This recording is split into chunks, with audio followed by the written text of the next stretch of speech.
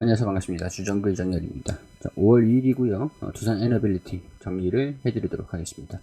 실적 발표가 4월 29일에 나왔습니다. 나왔는데 일단 영상을 제가 촬영을 못 해드려가지고 5월 2일에 오늘 영상을 분석을 한 그런 내용들 말씀을 드릴 수 있도록 할게요.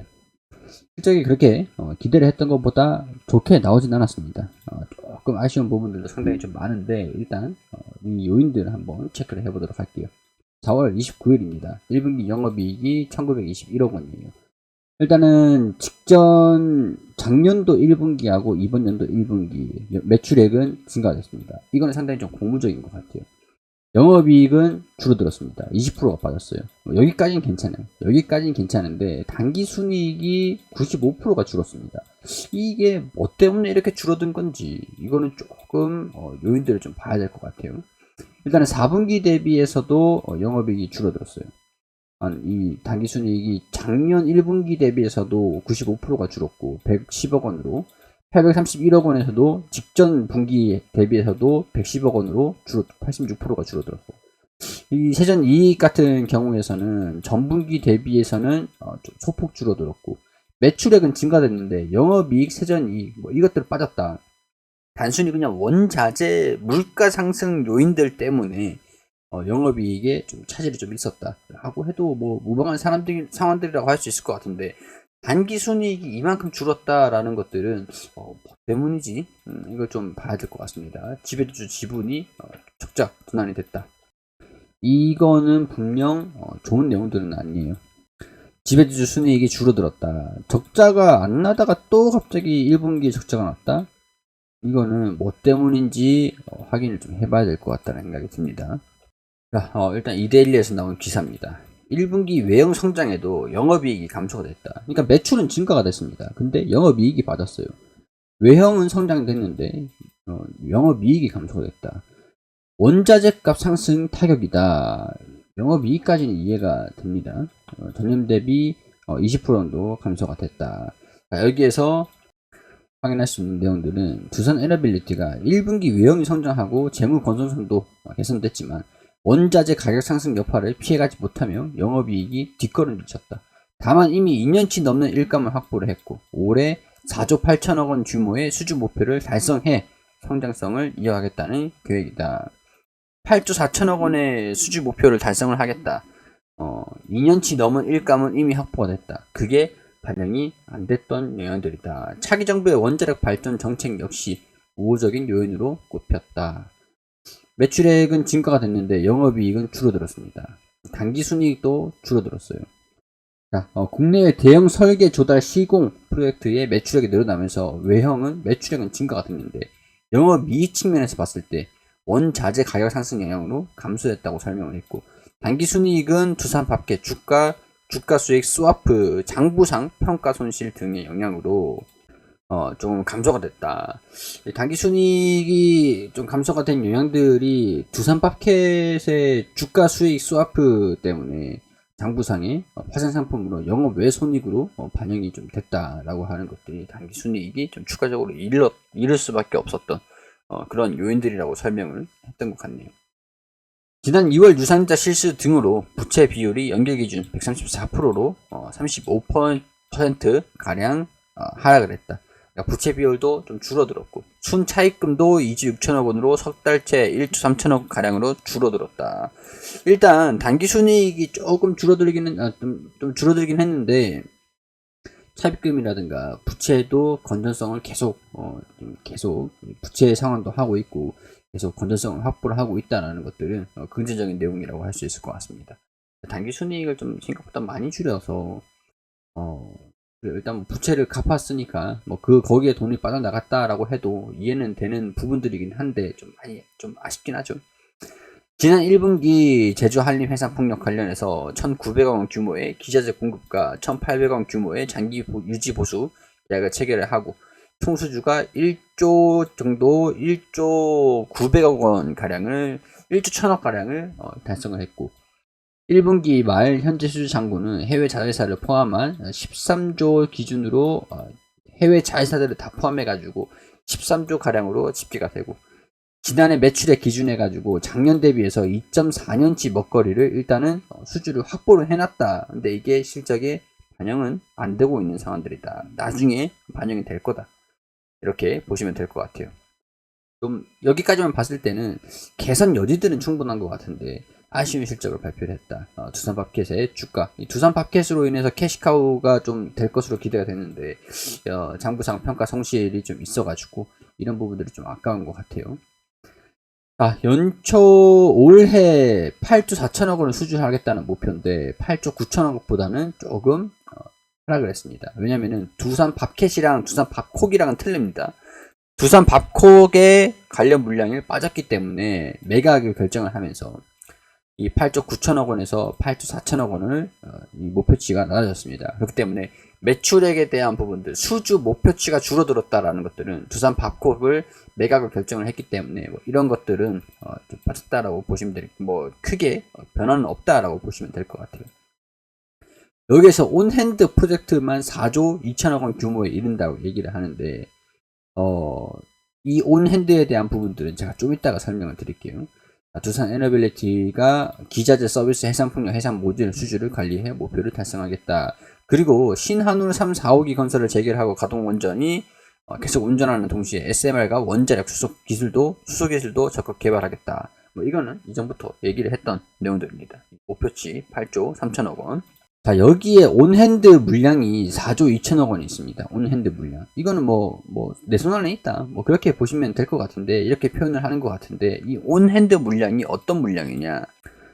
여기서, 이 두산 에너빌리티에서 나온 PPT 자료들인데, 실적 설명회에서 설명을 하는 자료입니다. 2022년 1분기 수주 실적 연간 전망에서 여기 1분기 수주가 1조가량이 있고 1조가량 아까 있다고 말씀드렸죠. 1조가량. 여기서 온핸드 물량이 3조 그리고 1조 2분기하고 하반기 2분기에 좀 예정이 되어 있는 게 큽니다. 2분기. 그리고 신재생하고 타겟, 서비스 기자재 이런 쪽인 것 같은데 이렇게 해서 4조 3천억 원을 전망을 하고 있습니다. 8조 3천억 원, 4조가 아니라 8조 3천억 원. 자, 온핸드 물량들을 보면은 사우디 주단조 1조, 이집트 엘다바 원전 0.6조, 괌 복합 화량 0.6조, 창원 연료전지 0.5조, 사우디가 아니라 사우디가 맞는지 모르겠네요. 중동 지역의 슈아이바 3라고 해서 담수 플랜트입니다. 담수 플랜트 공장. 이 담수 플랜트 공사 0.3조 이게 온핸드 있다. 그러니까 내 손 안에 있는 수주다. 이렇게 보고 있는 것들인데 일단 이집트 괌 사우디 이집트 엘다바 원전 여기 0.6조도 잡혀 있습니다. 이거 보면 다 포함해 가지고 4.2조 원 가량 되어 있는데 이 금액이 4.2조 원 금액입니다. 이 수주를 다 받을 경우에. 그리고 신재생 타겟 서비스 기자재 이런 쪽은 SMR 기자재, 국내 복합 발전, 풍력 그리고 신재생 이런 쪽으로도 신재생 타겟 서비스 기자재라고 전망을 하고 있고 목표 달성을 추진을 하겠다라는 상황입니다. 이런 영업이익률은 우크라이나 전쟁, 원자재 인상 등으로 수익률이 좀 감소가 됐다. 밥켓의 수익 스와프 이게 파생이 평가 손실 등으로 분기 손익이 축소가 됐다. 순이익이 축소가 됐다. 이게 축소된 원인이 나와 있는 상황들이죠. 그래도 원자력 사업 추진 현황들 이렇게 나와 있는데 신한울 3, 4호기 건설 재개 그리고 원전 수출을 추진한다. 체코, 폴란드, 팀 코리아, 한국형 원전 수출 지원 이게 3파전이라고 했죠. 한국, 미국, 프랑스. 프랑스는 계속 이제 결함이 발생이 되고 있는 상황들이라 한국이랑 미국 입장에서 좀 유리한 상황인 것으로 추정을 하고 있는 상황들입니다. 가동 원전이 계속 운전이 된다라고 하면은 기자재 교체 사업도 계속 나오기 때문에 수주가 계속 들어올 것이다. SMR 뉴스케일을 초도 호기 참여 3조 원의 물량의 확보 이게 긍정적인 내용들이에요. 이게 기대를 한번 해볼 수 있는 내용들인 것 같습니다. 뉴스케일 관련돼서도 좀 이따가 말씀을 드리도록 할 건데 일단은 원자력 수소 실증 사업들도 할 것이다. 이렇게 나와 있는 상황입니다. 자, 일단 여기에서 여기서 나와 있는 게 타겟이 8조 3천억 원으로 되어 있잖아요. 근데 이전의 수주 계획들을 보면은 8조 8천으로 나와 있습니다. 여기서 이 수주 목표 온핸드 여기 이거는 뭐 유사한데 대신에 두산 밥콕을 매각을 결정을 하면서 이 그만큼 수주는 빠진 거라고 보시면 될 것 같아요. 사업 구조들을 보면은 재생가스, 풍력, 태양광, 수력, 원자력, 가스, 석탄, 오일, 뭐 플랜트들도 있겠죠. 그리고 대규모 수소, 수요 이런 것들도 좀 보일러 기반, 터빈 기반, 가스 터빈, 수소 경제, 수소 가스 터빈 이런 쪽으로 보시면 될 것 같습니다. 당초에 제시를 했던 계획들은 중장기 성장 산업은 연평균 5.3조 규모로 확대, 가스터빈 1.8조, 수소 0.6조, 신재생 2.1조, 차세대 원전 0.8조, 뉴스케일조, 초도기 이게 좀 언제 진행이 되느냐 이게 좀 중요할 것 같은데 이걸 좀 이따가 말씀을 드릴게요. 수주 목표 달성 전략, 뭐 고효율 가스터빈 모델, 수소터빈, 뭐 레디로 준비로 탄소 중립 대응 이런 보일러, 터빈, 수소 쪽으로 수소 발전 사업, 천장 수소 이게 또 수소법이 또 통과가 돼야 되는 것들인데 뭐 그렇고요. SMR 글로벌, SMR 쪽으로 진출 구축을 하는 것들. SMR 추가 확대 이게 지금 35년도까지 75기가와트까지 확대가 될 것으로 전망을 하고 있는 상태라 기자재 기준에서 연평균 7조 원 규모로 전망을 한다라고 합니다. SMR 지금 뉴스케일 해가지고 좀 기대를 하고 있는 부분들이 7조 원 규모 연평균 7조 원이라고 하니까 수주가 더 증가될 수 있는 것들을 기대를 한번 해볼 수 있는 상황들이겠죠. 자, 그러면은 뉴스케일 SMR 한번 봅시다. DS 자산운용이랑 DS 프라이빗 에쿼티가 SMR 뉴스케일 파워에 8천만 달러를 1,000억 원 정도 투자를 했다라고 하는데 이 내용들을 보면은 삼성물산이 600억 원, 두산에너빌리티가 1,000억 원 넘게 투자 받았다, 뉴스케일 입장에서 받았다라고 하는 거죠. 이런 상황에서 뉴스케일 파워의 기자재를 두산에너빌리티가 납품을 한다 이렇게 보시면 될 것 같고 미증시에 상장을 시킨다. 차익 기대가 된다. 이것도 주가의 모멘텀으로 적용을 할 수 있는 재료라고 할 수가 있을 것 같아요. 기업인수 목적회사 스프링밸리 개최된 주주총회에서 합병이 승인됐다라고 지난 28일에 밝혔습니다. 뉴스케일 파워는 합병 후 뉴스케일 파워 코퍼페이션으로 사명이 변경이 되고 5월 3일부터 뉴욕 증권거래소에 거래를 시작한다. 5월 3일부터 이 상장을 하는 것들로 인해서 두산에너빌리티가 뭐 지분에 대한 시세 차익이 기대가 된다. 이런 것들보다는 이제 본격적인 뉴스케일 파워의 SMR의 초도 호기를 진행을 하는 것들을 기대를 한다라고 보시면 되겠죠. 일단은 SMR 기업 중 최초의 상장 사례다. 우회 상장을 통해 미국 나스닥에 거래되고 있는 스프링밸리와 합병을 선택을 했다. 자, 이런 상황들이기 때문에 상장을 먼저 해놓고 하고 나서 이제 초도 호기를 운영을 하는 것들 내용들 보면은 뉴스케일 첫 건설 후 SMR 대규모 발주 사업에 영향이 나타날 것이다. 이 첫 건설이 언제 되느냐? 이게 뉴스케일이 상장을 하게 되면 기대감들이 반영이 될 수가 있다. 이렇게 보시면 될 것 같습니다. 자, 이전에 이런 소식이 들려주기도 했었죠. 두산에너빌리티 SM 사업을 본격화를 한다. 초도 호기 생산을 개시했다.